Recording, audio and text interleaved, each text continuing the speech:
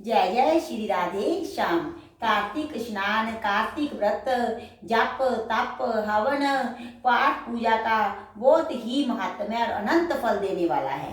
कार्तिक मास में तारा भोज किया जाता है, तो उसकी आज हम कथा पढ़ेंगे। ओम श्री गणेशाय नमः।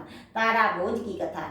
एक राजा की लड़की तारा भोज करती थी। उसने अपने पिताजी से कहा, पिताजी मुझे 9 लाख तारे बनवा दो, मैं दान करूंगी। राजा ने सुनार को बुलाया और कहा कि मेरी बेटी तारा भोजन करती है, तुम 9 लाख तारे बना दो। सुनार सूखने लगा।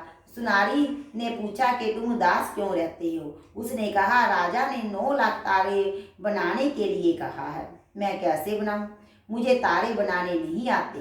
राजा की सी बात है, जान बच्चा कोल्लू में पिलवा देगा।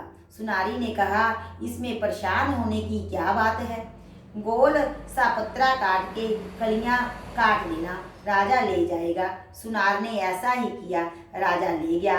राजा की लड़की ने 9 लाख तारे और बहुत सा दान दिया। भगवान का सिंहासन डोलने लगा। भगवान ने कहा, देखो मेरे नेम व्रत पर कौन है। 3 कूट देखा तो कोई नहीं था। चौथे कूट देखा कि राजा की लड़की तारा भोजन कर रही है। भगवान ने कहा, उसे ले आओ, उसने व्रत किए हैं। भगवान के दूतों ने कहा, चलो तुम्हें भगवान ने बुलाया है। उसने कहा कि मैं ऐसे नहीं जाऊंगी, मैं तो सारी प्रजा को, उस सन्यार को जिसने मेरे तारे बनाए हैं, जिसने कहानी सुनी, सबको लेकर जाऊंगी। दूत उनके लिए बड़ा विमान लाए के चलो।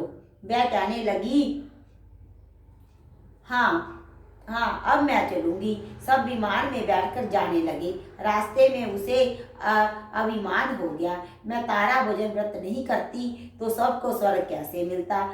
दूत ने उसे वहीं से नीचे उतार दिया कि तुम्हें विमान हो गया है। दूत भगवान के पास पहुंचे तो भगवान ने कहा, इन सब में तारा भोजन व्रत करने वाली कौन सी है। वह बोले, उसने अभिमान किया इसलिए हम उसे छोड़ आए। भगवान बोले, नहीं नहीं, उसे लेकर आओ। लड़की ने 7 बार क्षमा मांग ली है। क्षमा क्षमा क्षमा क्षमा क्षमा क्षमा क्षमा करो भगवान। जैसे राजा की लड़की को स्वर्ग लोक मिला, वैसे भगवान सबको स्वर्ग लोक देना। बोल श्री तारा भोजन की महात्म की जय। राधा दामोदर भगवान की जय। तारा भोजन की 2 कथाएं हैं। अब दूसरी कथा प्रारंभ करेंगे। एक साहूकार की बहू तारा भोजन कर रही थी। उसने सास से कहा, सासू जी मेरी कहानी सुन लो। सास बोली, मुझको पूजा पाठ करना है, मेरे पास समय नहीं है। जेठानी के पास गई, भाभी जी मेरी कहानी सुन लो। जेठानी बोली, मुझे तो अभी खाना बनाना है। देवरानी से कहा, तुम मेरी तारा भोजन की कहानी सुन लो। वह बोली, मुझे तो बच्चों को स्कूल भेजना है, उन्हें देरी हो रही है। उसने नंद से कहा, दीदी जी मेरी कहानी सुन लो, उन्हें देरी हो रही है। नंद बोली, मेरी तो ससुराल से बुलावा आया है, मुझे ससुराल जाने की तैयारी करनी है। वह राजा के पास गई, बोली, आप मेरी कहानी सुन लो। राजा बोला, मुझे तो व्यापार का काम करना है और हिसाब किताब देखना है, मेरे पास समय नहीं है। वह दौड़ती हुई पड़ोसन के पास पहुंची। पड़ोसन से बोली, बहन मेरी कहानी सुन लो। वह बोली, हाँ बहन सुना। साहूकार की बहू ने कहानी सुनाई और पड़ोसन ने सुनी और hunगारा पड़ा। इस तरह पूरा कार्तिक हो गया। भगवान विमान लेकर आए। साहूकार की बहू विमान में बैठकर जाने लगी तो सास दौड़ी आई, बहू मैं तेरे साथ चलूंगी। वह बोली, आप तो अपनी पूजा पाठ करो। जिठानी कहने लगी, मुझको ले चलो। वह बोली, ना जी आपको खाना वगैरह बनाना है।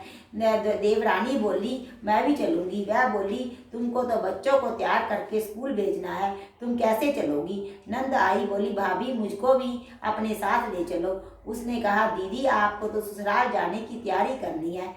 दौड़े दौड़े राजा आए, मैं तो चलूं। वह बोली, नहीं जी आपको तो कारोबार संभालना है, तुम कैसे चलोगे। पड़ोसन भी आई, बोली, बहन मैं चलूं। वह बोली, हाँ बहन तू चल, तूने पूरे कार्तिक मेरी कहानी सुनी है। दोनों विमान में बैठकर स्वर्ग जाने लगी।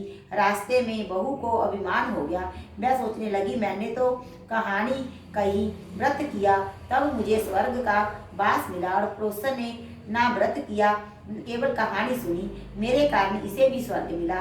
भगवान ने उसे वही विमान से नीचे फेंक दिया। वह पूछने लगी, भगवान मेरा क्या अपराध है जो मुझे छोड़कर जा रहे हो? भगवान बोले, तूने अभिमान किया है, फिर से 3 साल का तारा भोज व्रत कर, तब तुझे स्वर्ग मिलेगा।